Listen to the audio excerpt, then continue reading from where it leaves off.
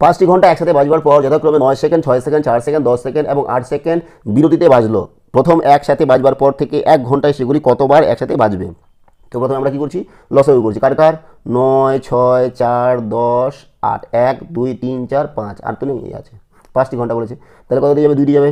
9 থাকলো 2 3 6, 2 2 4, 2 5 10, 2 4 8, আবার 2 দিয়ে যাবে। 9 থাকলো, 3 থাকলো, 2 1 2, 5 থাকলো, 2 2 4, এবার 3 দিয়ে যাবে।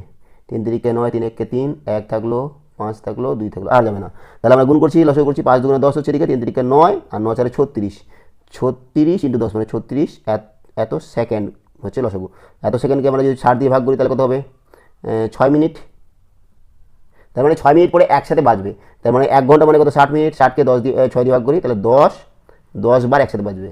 এইবার দেখো 10 বার, দেখো 10 বার মানে কি? 1 2 3 4 5 6 7 8 9 10, এ দেখো 6 মিনিট, 12 6 3 18 6 4 24 6 5 30 6 6 36 6 7 42 6 8 48 6 9 54 6 10 60, এই এতবার বাজলো। দেখো 6 1 6 6 3 12 6 3 18 6 4 24 6 5 30 6 6 36 6 7 42 6 8 48 6 9 54 6 10 60। তাহলে কয়বার হচ্ছে? 1 2 3 4 5 6 7 8 9 10 11 হচ্ছে। তাহলে 10 + 1 হবে, একসাথে বাজছে আমাদের 11 বার হবে। প্রথমে আমাদের 10-এর সঙ্গে 1 যোগ করতে হবে, প্রথমবারটা ধরতে হবে 11 বার। তাহলে এ হচ্ছে।